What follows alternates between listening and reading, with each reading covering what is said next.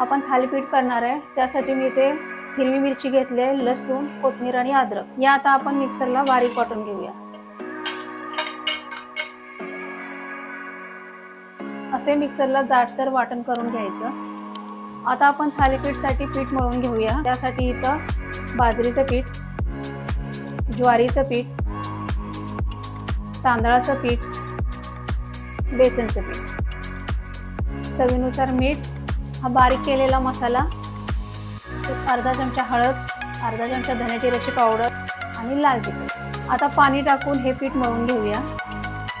अशा प्रकारे आपण पीठ मळून घेतलेलं आहे। आता आपण थालीपीठ बनवूया। असं हे कापड पाण्यात भिजवून घ्यायचं।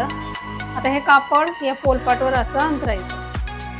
असं पीठ घ्यायचं, त्याच्यावर ठेवायचं आणि असं थापायचं। अशा प्रकारे आपण थालीपीठ या पोलपाटावर असं थापून घ्यायचं पाणी लावून, त्याला असं मध्ये होल करायचे असे।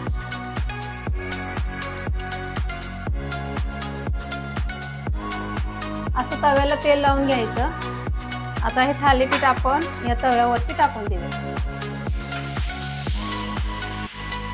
पाणी लावायचं म्हणजे हे थालीपीठ चिटकत नाही। आता आपण हे काढून घेऊया, झाकून ठेवूया। आता हे काढून बघायचं। आता ह्याच्यावरती थोडंसं तेल टाकायचं आणि हे थालीपीठ परतूया। अशा प्रकारे दोन्ही बाजूनी खरपूस भाजून घ्यायचं। आता हे थालीपीठ चांगलं भाजलेलं आहे खरपूस। आता ते आपण एका डिश मध्ये काढून घेऊया।